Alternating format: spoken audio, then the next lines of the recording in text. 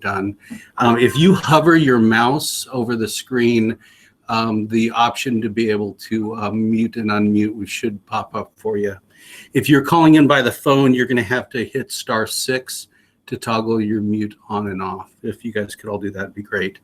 Also of note is that this meeting will be recorded for posting of the minutes. So if you enter anything in the chat, that will also be captured in the recording. Please feel free to use the chat bar, but it's always best to hear people and hear your voices. So don't hesitate to mute and unmute your phone and speak when you have something you want to add to the meeting. Shelley, do you want to, for the roll call, go through your list first and then have people on the phone sound out? How would you like to do that for roll call? This is Julia. I will go ahead and read off of the list to take attendance of the voting members. Thank you, Julia. All right. Don Darling. Dr. Woolridge. Here. RJ Dieters. I am here. Thank you. Wonderful. Jordana Carpenter. I am here. Awesome. Thank you. Mickey Kovac.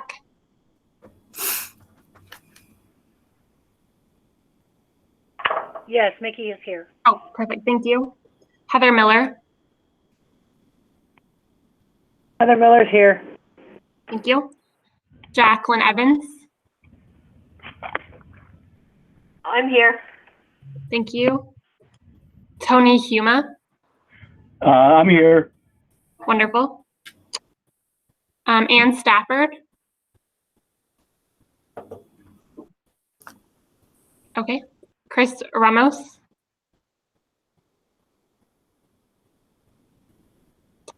Debbie Johnston. And Dr. Augenstein. All right, we do have 7 people, so we are good to go.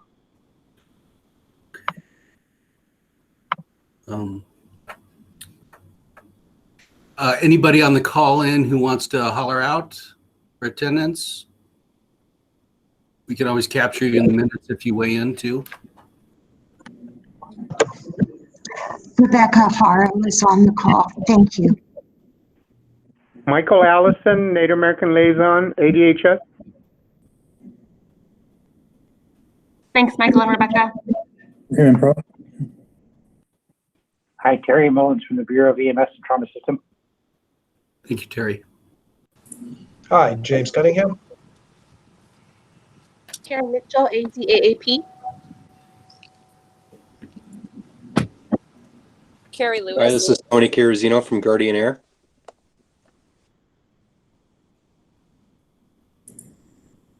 Raymond Proa, Deputy Committee for Maui Fire.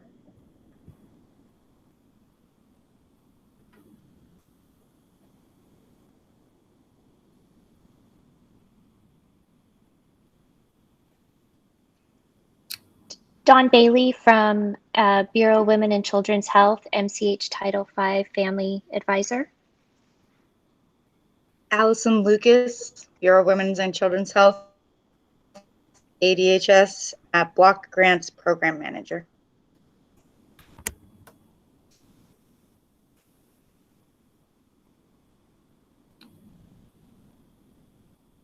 Great.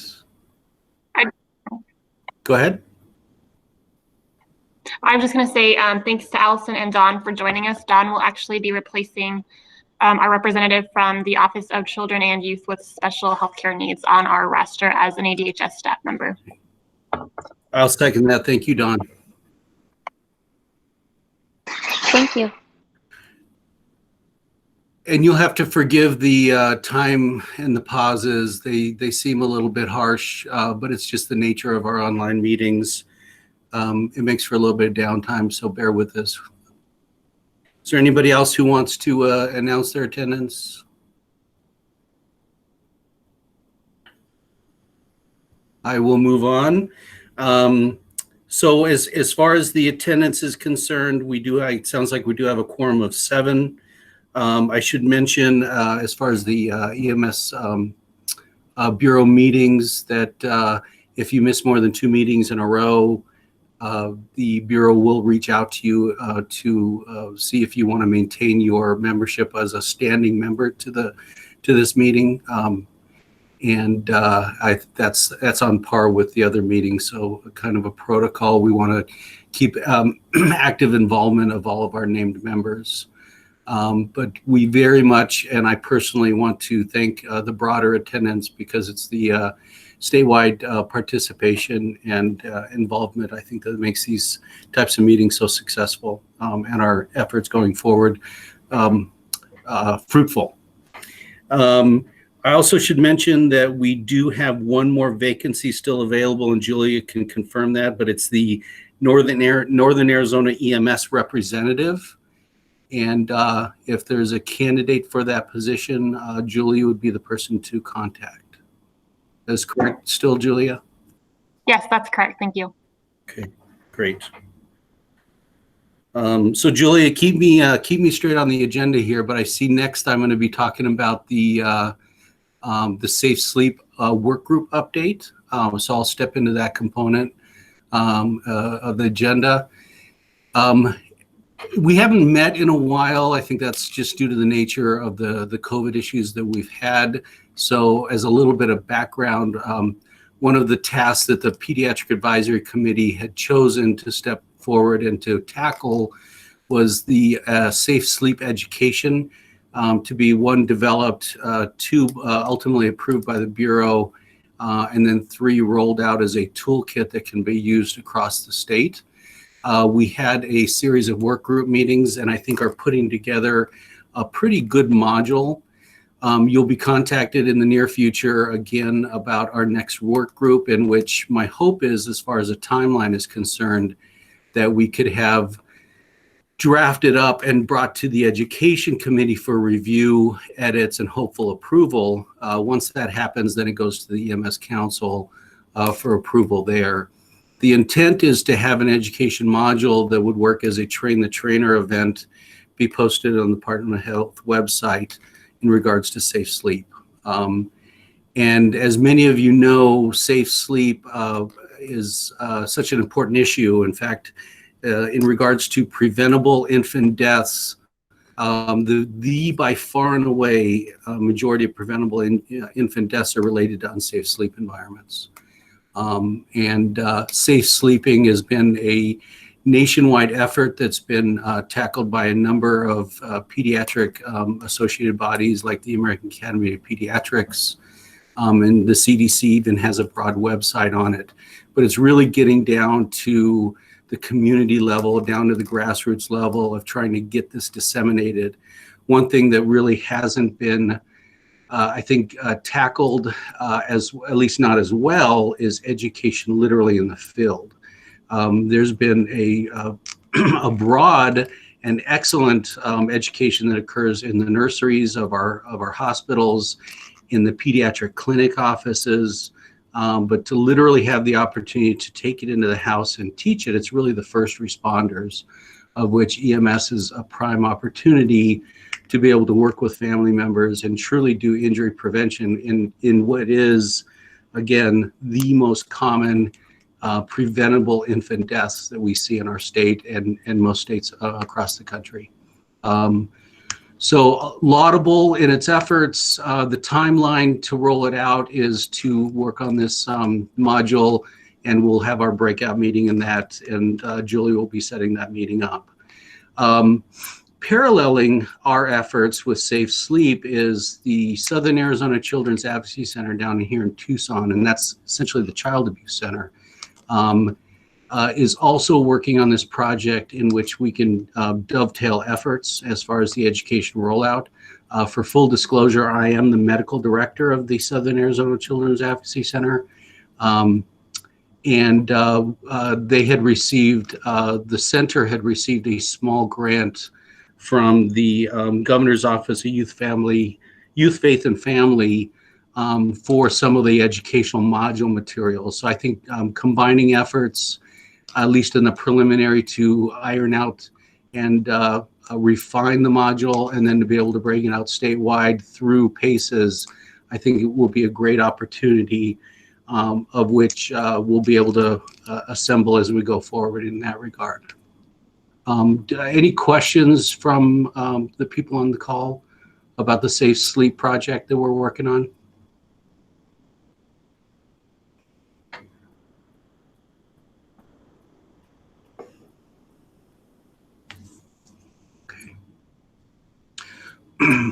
Well, I would encourage you all to participate when we set up our next work group meeting.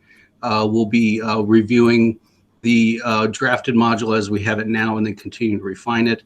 The components, Julia, correct me if I'm wrong, are primarily the vignettes that we're going to put together. And those vignettes can be for either online reading or to literally in the classroom, small group doing role playing when we work through those. And again, it's vignettes on how can we deliver this education to families in the field in regards to safe sleep. If there was no other questions about that, we're going to step down to the Bureau reports. Julia? Yes, thank you, Dr. Woolridge. Yeah, so I will be in touch regarding the next Safe Sleep work group. So hopefully that will be on our calendars soon. I'm going to go ahead and share my screen with you for the next portion of this. Let's see. Okay, so can everybody see my screen? It should say Arizona EMS for Children Program survey results. Perfect. Okay. So I'm just going to go through this quickly. If you would like information, or if you would like a copy of this, I would be happy to send it to you. And as NADARC, which is the National EMS Data and Resource Center, as they send more information to us, I'll be able to share that with you. But these are just the preliminary numbers from our data collection. So just to recap, from January through March, the National EMS for Children program conducted a survey. So I was a facilitator here in Arizona, and I sent that out to as many EMS agencies as I could gather contact information for. It ended up to be around 232, and then resulting in about, so 105, if you'll see on the screen, 105 agencies responded, and then after NADARC's data cleaning, we ended up with 101 records. So the survey focused on 2 of the EMS for Children performance measures, one being the Pediatric Emergency Care Coordinator, and the other being the use of pediatric specific equipment. So if you're not familiar with the EMS for Children program, there are 9 national performance measures that we are working towards achieving. So this specific survey was attempting to measure 2. So so you'll see right here on the screen, these are the overarching numbers. In terms of pediatric emergency care coordinators, 37 agencies indicated that they have a pediatric emergency care coordinator. And then 28 agencies met the requirements for the use of pediatric specific equipment. If anybody has any questions as I kind of go through this quickly, feel free to speak up, or you can reach out to me afterwards also. So just for EMSC performance measure 2, pediatric emergency care coordinator, this is just comparing the numbers from the last time that the survey was done. So the last time the survey was done in Arizona, 68 agencies were surveyed, so we were able to get a lot more agencies to participate this round. But as you can see, just by these simple graphs, we did increase the number of, or the percentage of agencies that have a pediatric emergency care coordinator across the states. So on the left here, this is agencies surveyed last time to agencies surveyed this time percentage, and then on the right, it's using agencies that participated both times to show the increase among those specific agencies. So that's really showing quite a big increase in agencies with a pediatric emergency care coordinator.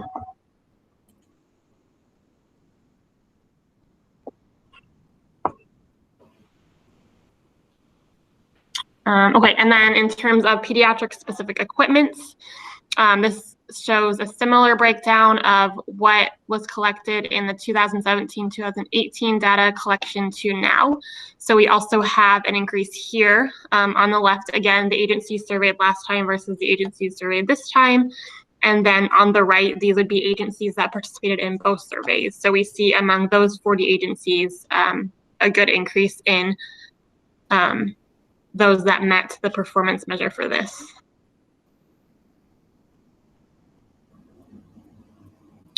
Here's just a breakdown of the demographics of those who participated in terms of licensure and types of providers. And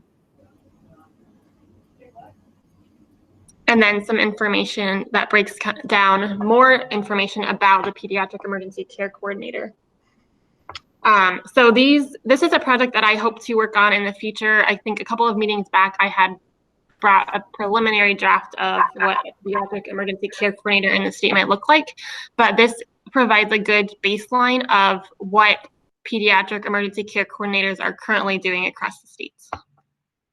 We have a message in the chat window asking if the data can be broken down by rural and urban. That is a great question.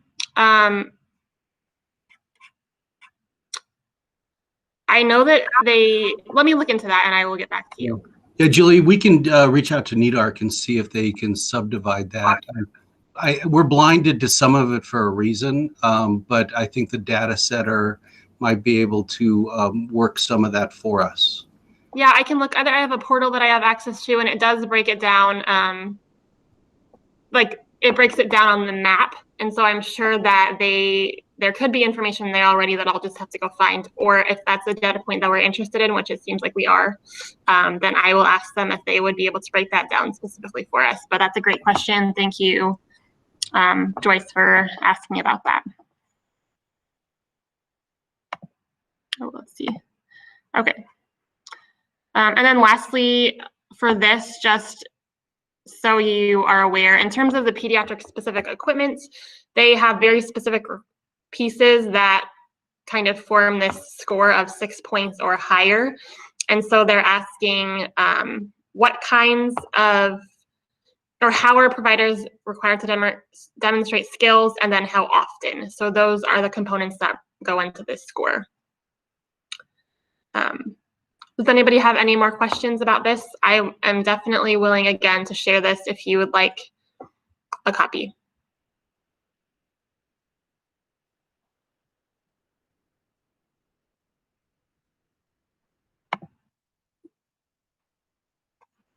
Okay.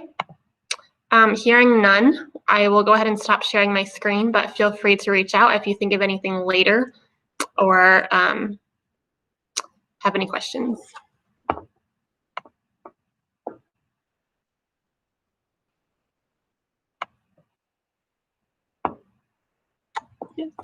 Shelley, if you wanted to go ahead and share the agenda again. Or we could go right to 3, actually. I think 3 is going to be giving us some more data. But before that, I think on the agenda, it talks about the National Pediatric Readiness Assessment. So I'll just quickly mention, this is again, another national assessment, but rather than surveying EMS agencies, it is surveying hospitals for pediatric readiness. And so that had previously been scheduled for this past summer, so it would have been in June. However, with all that is going on, they decided to postpone. So we will have a date for that soon. I'm imagining sometime next year is when that will occur. But, all right, Sri, if you wanted to go ahead and show your screen and then talk a little bit about this report, that would be awesome.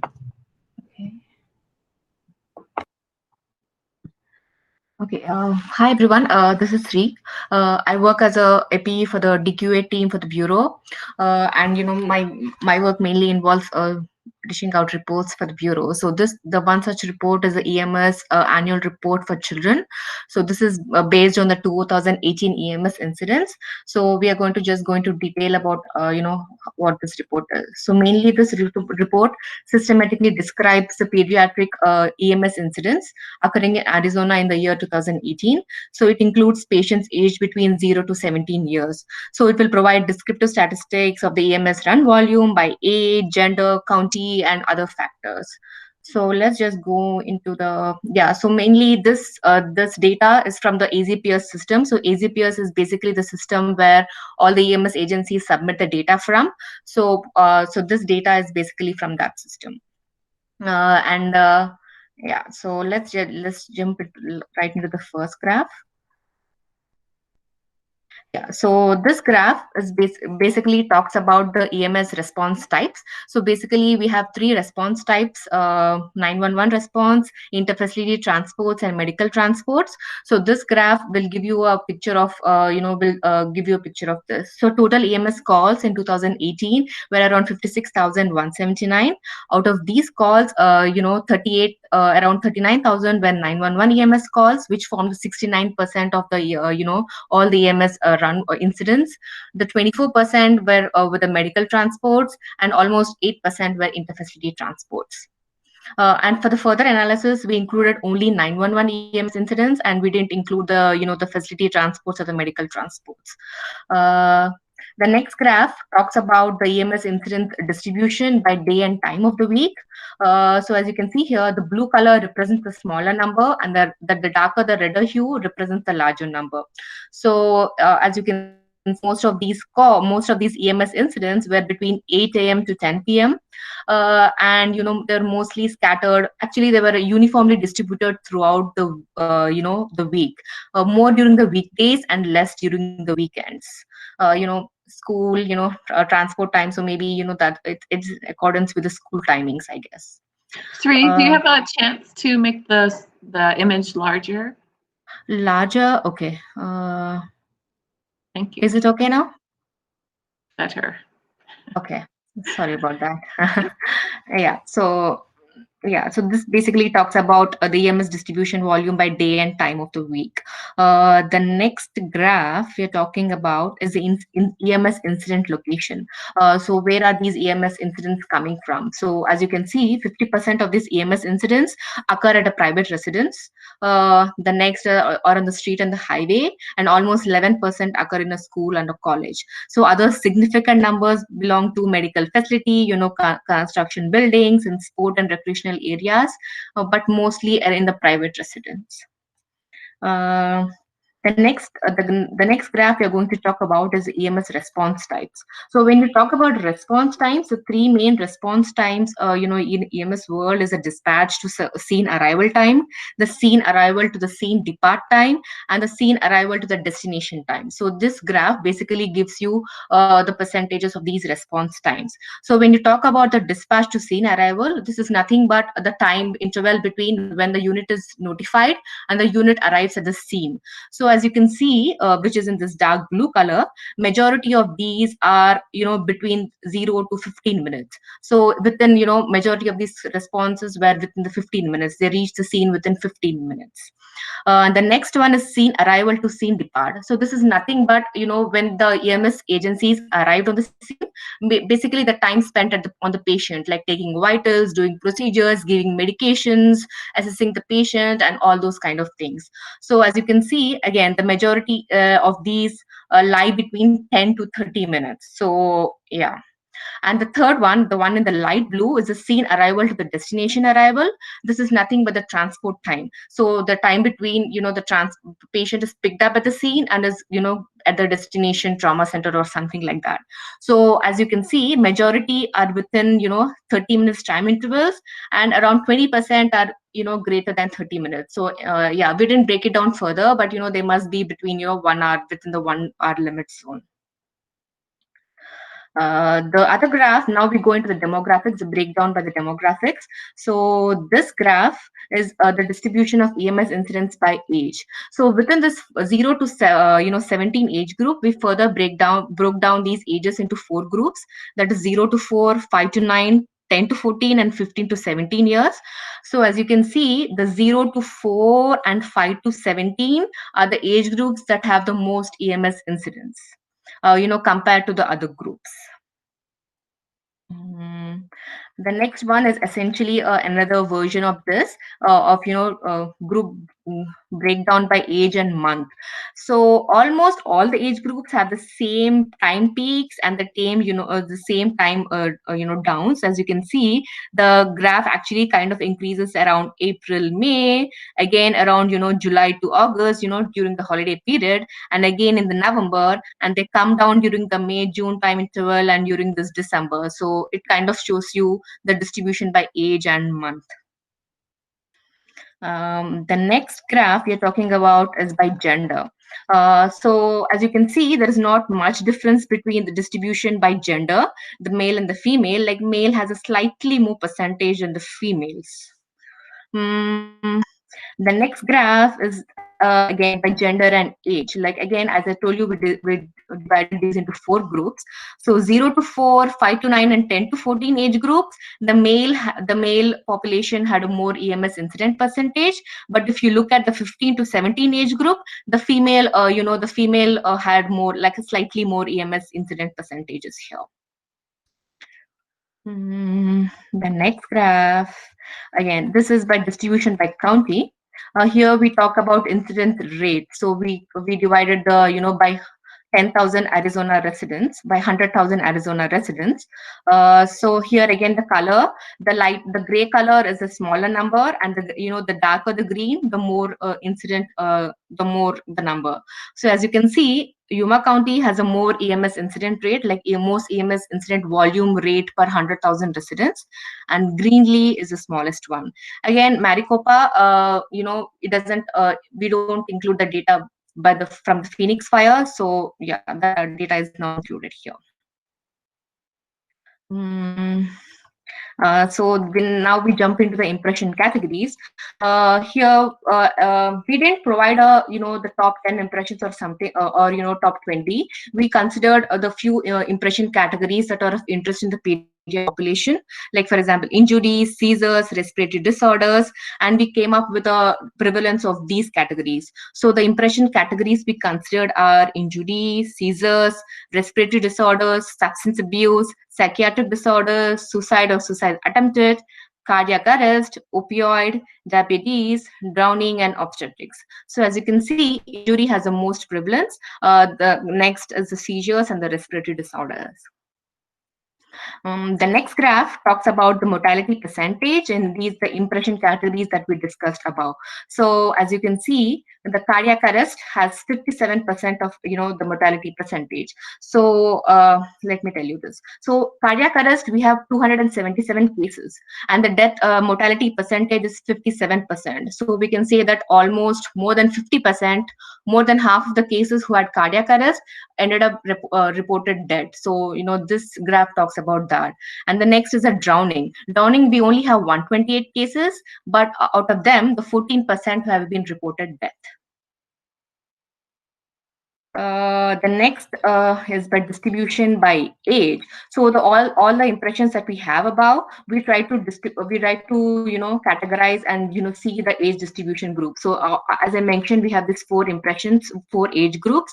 We try to see which impression had more distribution according to the age group. So as you can see, like opioid, substance abuse, psychiatric disorders, seizures, etc., they were more in the 15 to 17 age group.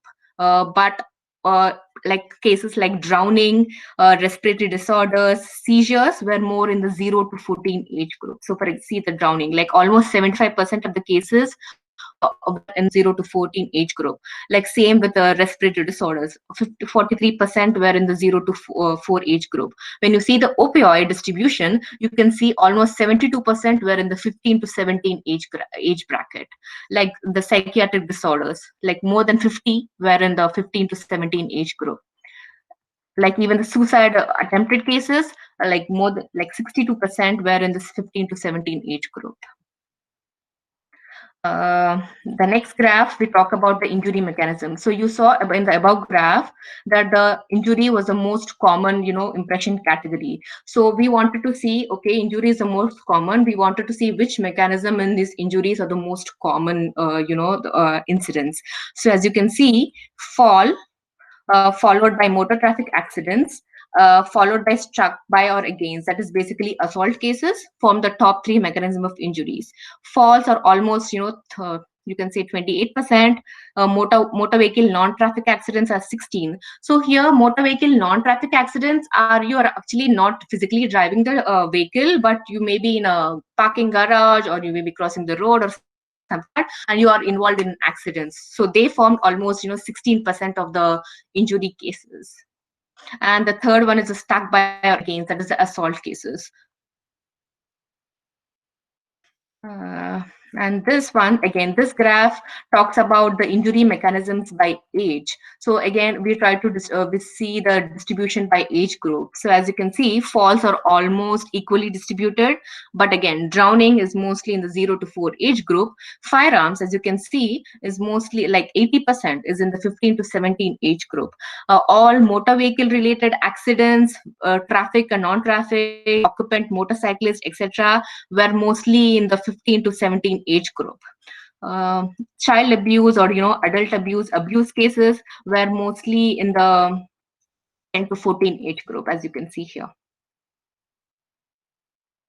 So this one talks about the medications, the top 10 medications given in the EMS incidents. As you can see, albuterol, fentanyl, and ondansetron, ipratropium, epinephrine. So all these were the top 10 medications involved in the EMS incidents described above.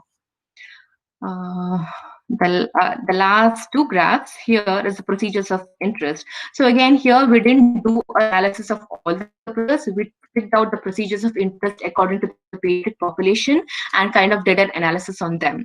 So the first graph, the figure 16A, talks about the common vitals and how much percentage, percentage was this performed. So as you can see, heart rate was performed almost in 91% of the EMS incidents. So respiratory rate was taken in 89%. Pulse oximetry was done in 81% of the cases. SB, basically measure BP, taking blood pressure was done in almost, you can say 80% of the cases. And the last graph that we talk about is again the procedures of interest. So we took the procedures of interest in the pediatric population and tried to get a frequency of how many times they were done. So as you can see, cardiac monitor was done in all in 6,303 EMS incidents. So blood glucose, spinal immobilization, intravenous, intraosseous, CCR and CPR, restraint, intubation, and supraglottic airway insertion. So this kind of shows you just the frequency of these procedures here. Yeah, so that's about it. The graphs and the other things are just the appendix. So any questions here?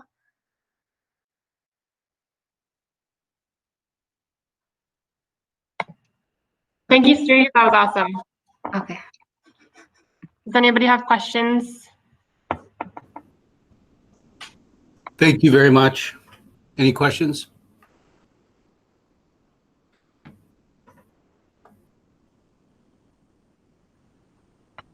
I just want to point out, I put the link in the chat, but if you wanted to look at this a little bit more in depth, it's on the ADHS website. I do see a question in the chat box. Is all of the data provided excluding Phoenix 911? Yes, because Phoenix Fire doesn't submit to the state yet. So yes, all of the data is excluding the Phoenix Fire.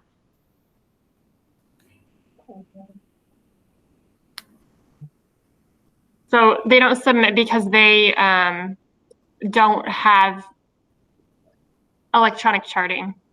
So it's yes, a big yes, deal. Yeah. Just Okay, next on our agendas, we have 2 action items to discuss. I would like a motion to be able to review our last PACES meeting minutes, to review that draft. Can I have a motion, please?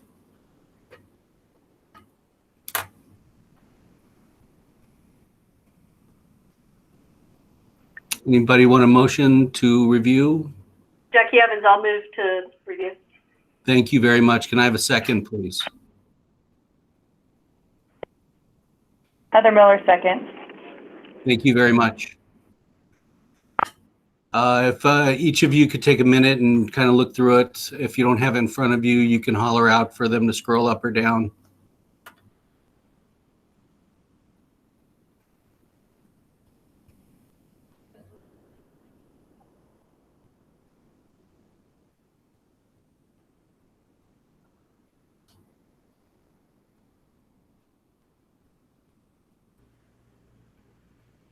Do we have any revisions to the meeting minutes?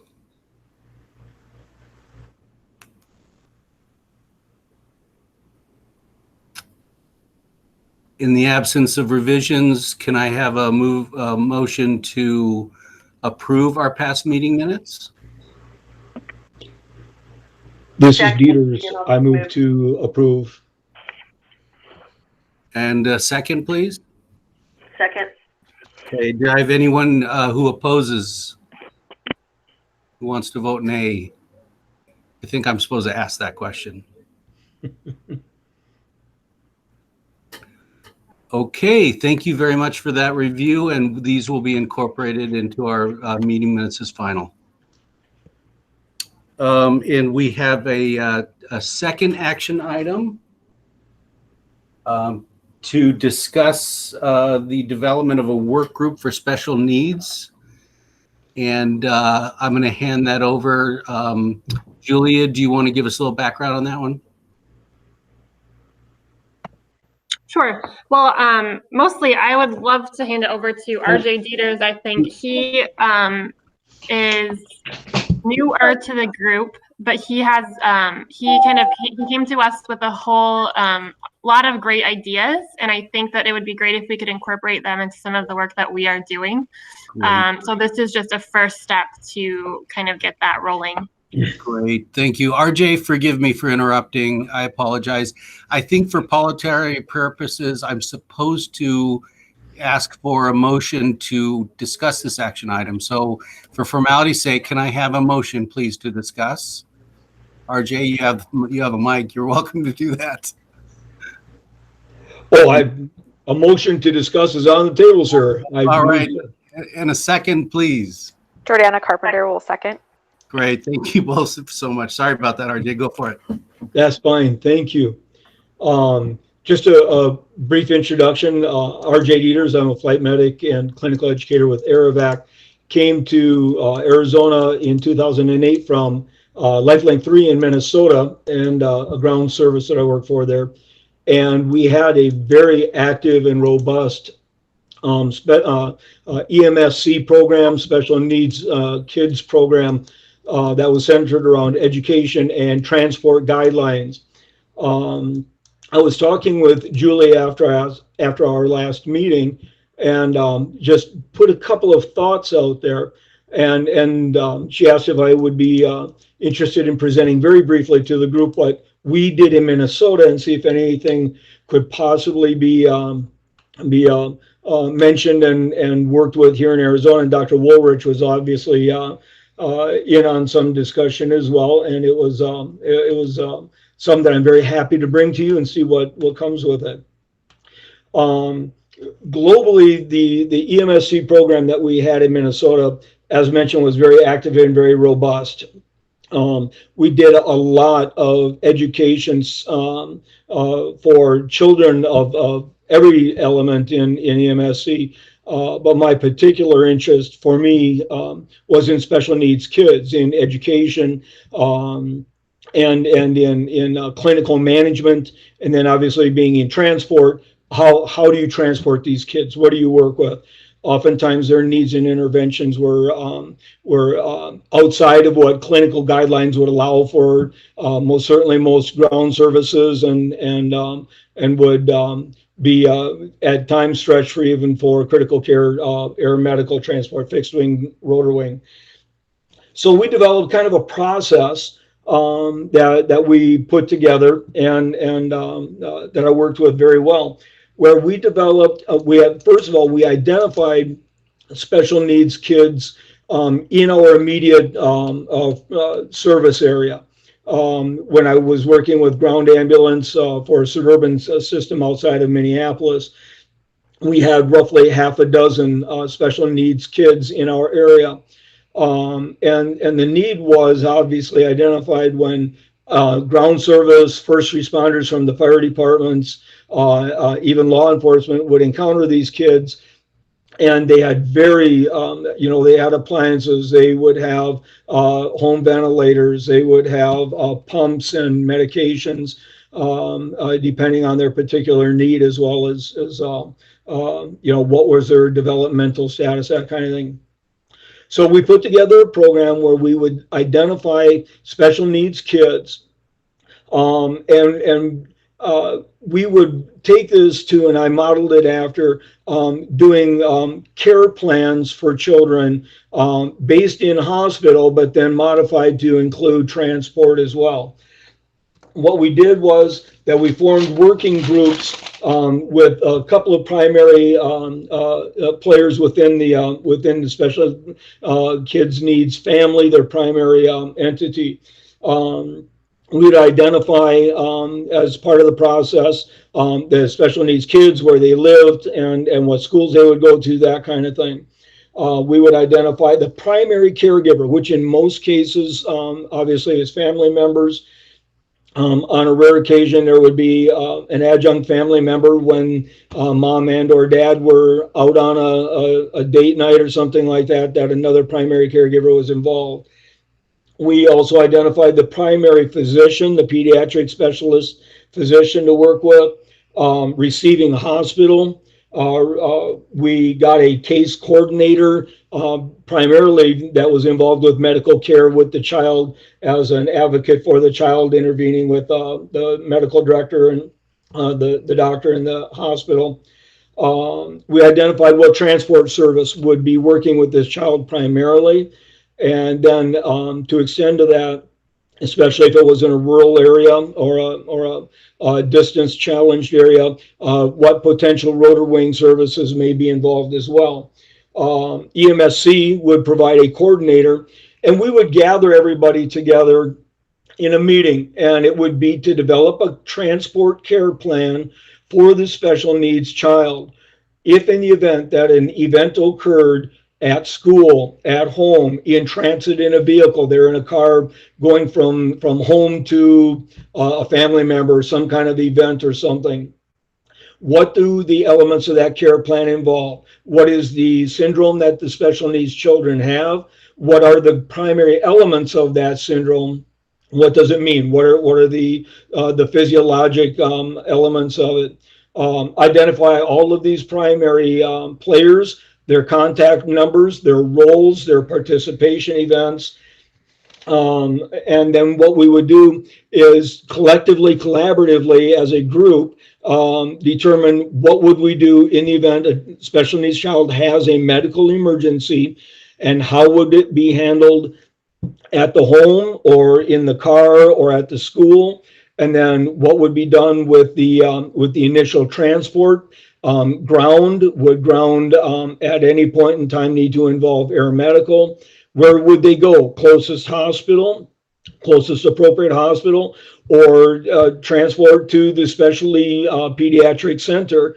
And the distances were always variable with that, depending on where you're at. So we had guidelines and algorithms for working with that. Then all of this was put together, and this was before the dates of having iPads and all that in all of our ground units and helicopters and that. But we would have this placed in a 3-ring binder in each ambulance for a guide that would be available to the crew members. Then part of my role was as EMSC coordinator at large for Minnesota, is that I would go out to those services and do education. I would bring we had a special needs mannequin task trainer, basically a child CPR mannequin that had appliances on it. We were able to put an intubatable head on it, that kind of thing, and take the syndrome, the special needs kid, and identify the syndrome, and then practice the tasks that may need to be done. Do they need to have a trach cleared? Do they maybe have a J tube that's a problem, a G tube that's a problem? Do they have any other appliance? Do they have a ventilator, and what do we work with that? And we would do training and with the primary service that may be involved with transporting that child on the ground. We would notify, obviously, the air medical that would be in the area and invite them to that kind of education and training as well. In the event of a transport, the guidelines were followed. And I'm sorry, one other one that I should have identified would be the medical director for the ground service that would be involved, simply because in certain cases, medical pharmacological interventions may be on the edge of or go beyond what the ground service guidelines and protocols would allow. And then it falls under the special order per physician to perform and proceed.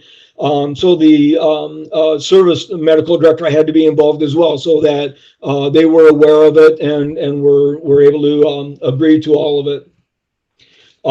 Everybody had to sign on. If there were any conditions, any thoughts, any concerns, everybody had to sign on and work with it and address it.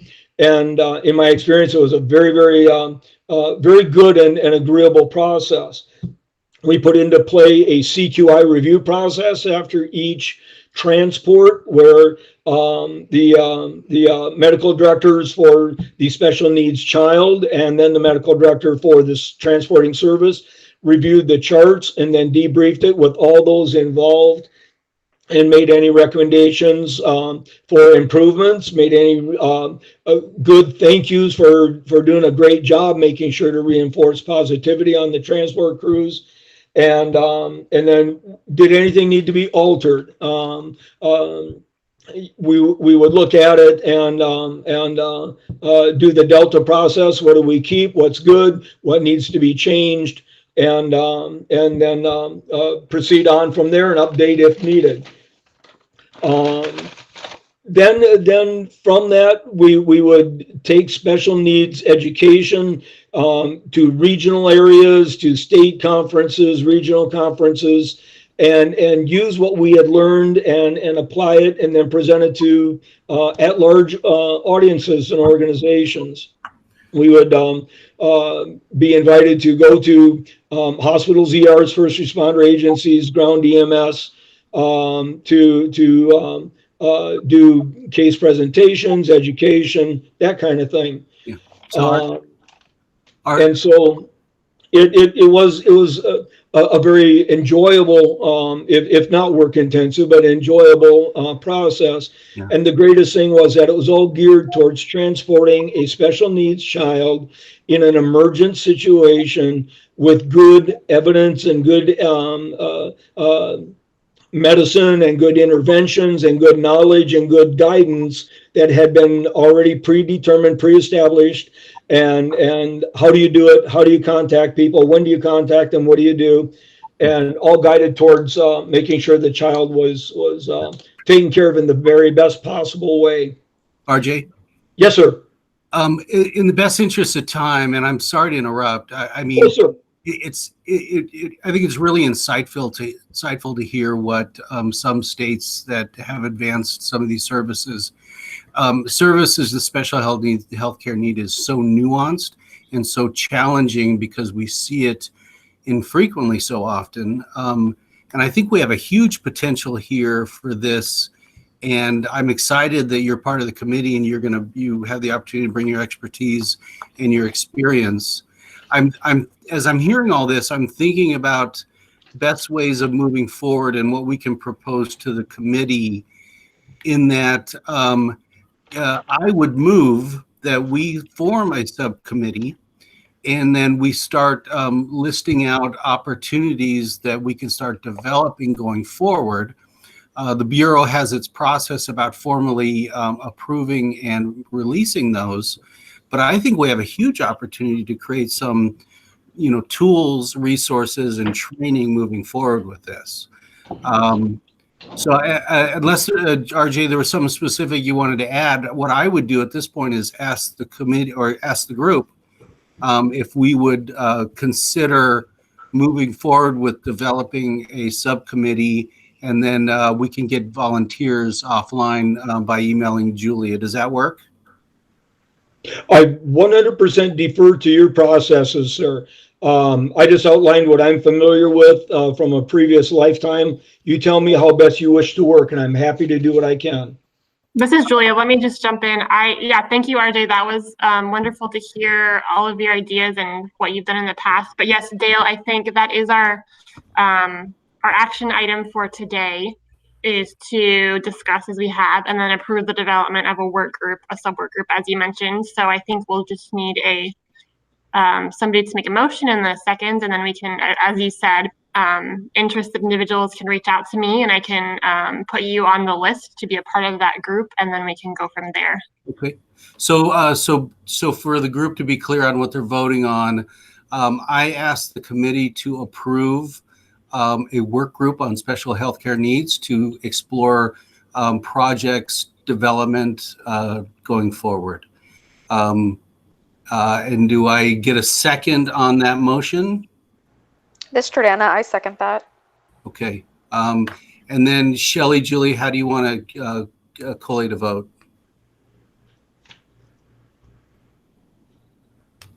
A simple voice vote will work. Okay. Everybody in favor, pipe in, say yay. Yay. Yay. Yay.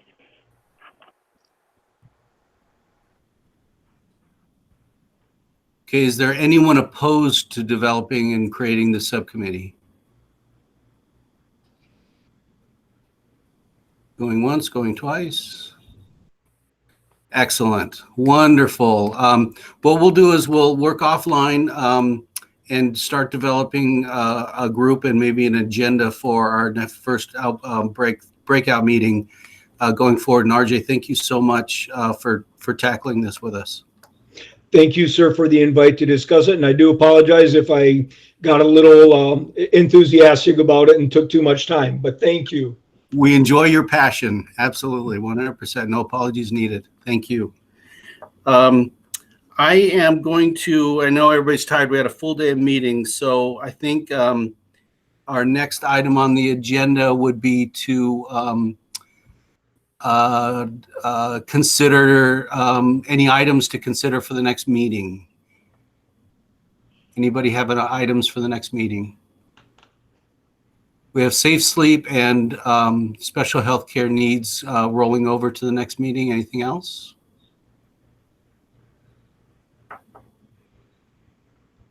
Okay, and our next issue is to a call to the public. Any comments from the public?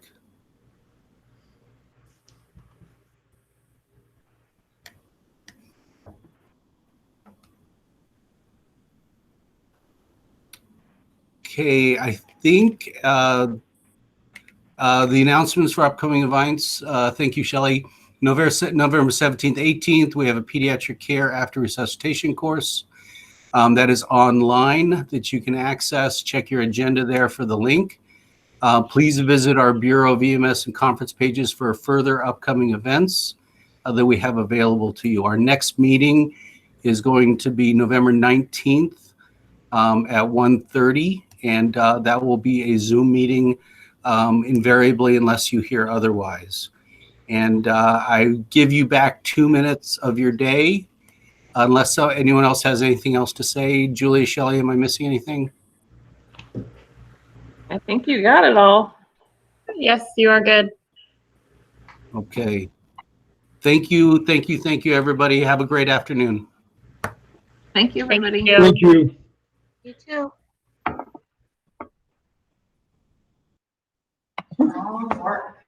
Wow.